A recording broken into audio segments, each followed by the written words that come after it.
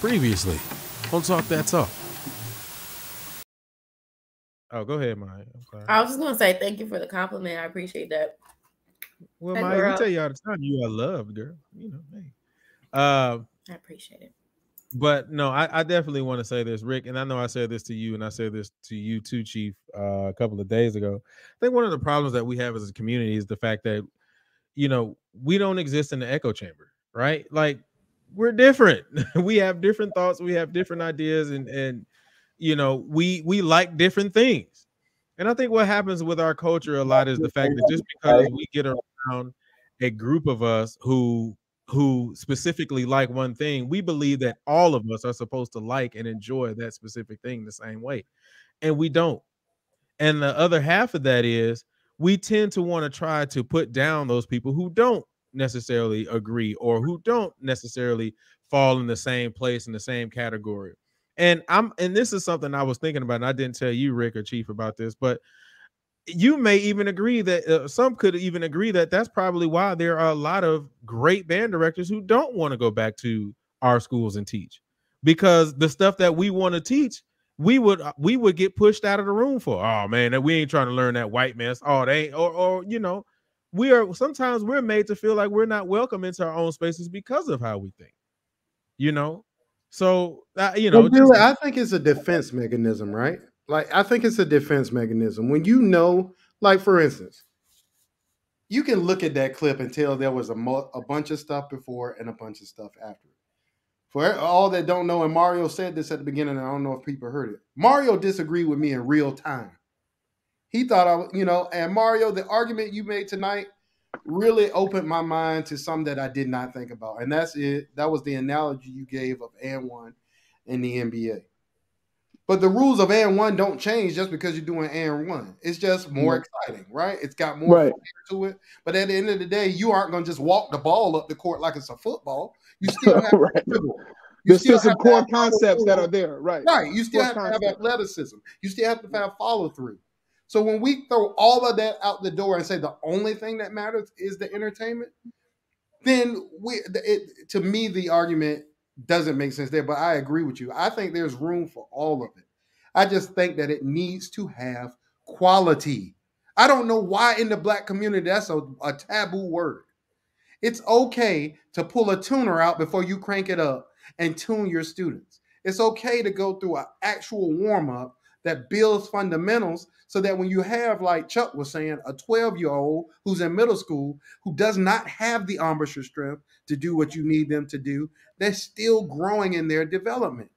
Like, I don't know why this is so taboo. Like, I just don't get it, and maybe I won't get it because I guess I've been doing this white stuff like they said. I don't know, but in my opinion, you on that white mess, bro. No matter what I'm doing in my life, Drew, I don't care what it is, bro.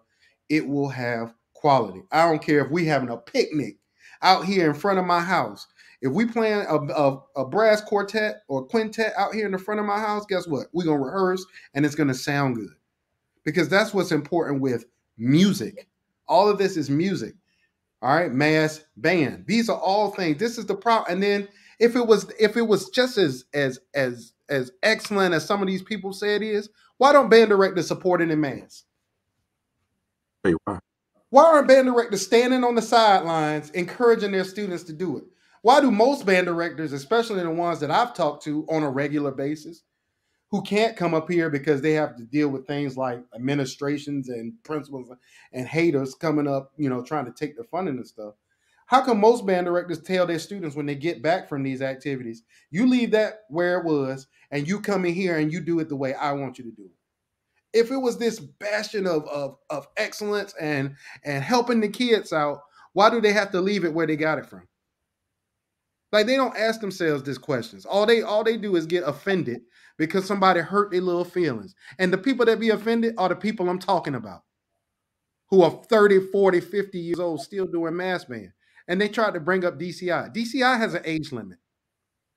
It always has. It always will. DCI, you cannot march DCI after you're 21 or 22 if your birthday is after June 1st. So that argument, out the window. Like people just say stuff because they like to hear themselves talk. What are we going to do to improve the Black community? All Black people didn't go to HBCUs. All Black people don't have the same feelings about things that you do. It's okay to have a constructive conversation, but at the end of the day, all that constructive conversation should be leading to the betterment of our people, not the tearing down. Hence the reason why last show I said I will no longer say that a band is bad. I'm not doing that anymore. I will identify the parts of shows that I thought could have been better, and that's it. Because these are Black people and these are students, and we need to get off of that. And tell me why I'm wrong. That was I got. Are you about to comment on what Robert just said? Yeah. I don't. I would love for you to come up and really explain that, because it has nothing to, a lot of band directors don't have an insecurity about it. It's the fact that they don't want that information that they get to come into their band program, or lack thereof. Right. Especially if they're trying to build a quality program. I think that has nothing to do with insecurity. I don't know one Black band director. I got you. Julian, how many Black band directors you know say, "Hey, leave that Blue Devil stuff in Concord"? Absolutely nobody. I say no one ever. Leave that Carolina Crown stuff over there. Yeah, we don't want to play with all that good timbre and playing in tune and good tone. We don't want all that. So let me say this. I think one thing that is after Quan Kari, we're gonna get to you after Quan. I think one of the issues that we have is many people don't listen to conceptualize what you're saying. They're listening while you're talking to defend. And so I think a lot of people have assimilated when you say DCI, that's quote unquote good, and then HBCU, that's quote unquote bad. I think that's I think that's how they're receiving it, which is wrong. So that's number one. But they don't watch the show, Quan, so they don't know what we talk about on a regular basis. When I speak about bands like Tennessee State, Kentucky State, Alabama State, all these great programs, they don't watch. They took a 30-second clip and put that on all of us. Correct. So let's take a few steps back real quick so we can get to Kari. Mass band was originated honestly for high schoolers. So let's be clear. When mass band first started and when all-star band programs first started was to develop and motivate students to take the pedagogy that they learned in an all-star band settings, meaning like it was a master teacher and he taught everybody these skills and they were able to take it back to their respective programs. That was the purpose of mass band.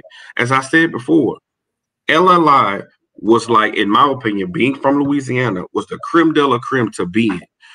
Cornell Knight, and peace be unto him, what we knew, his background, his pedagogy, and what he taught was quality. And kids were kicking and scratching to get into that program.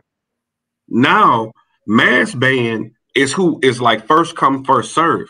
Now, I can't speak about everybody, but I know from what I've heard, there's no audition process. There's no, hey, here's your warm-up packet for these specific things to learn so that you can take back. There's none of that anymore. It is just blow that hole. And yeah, that can be fun and you're keeping the kid on their horn.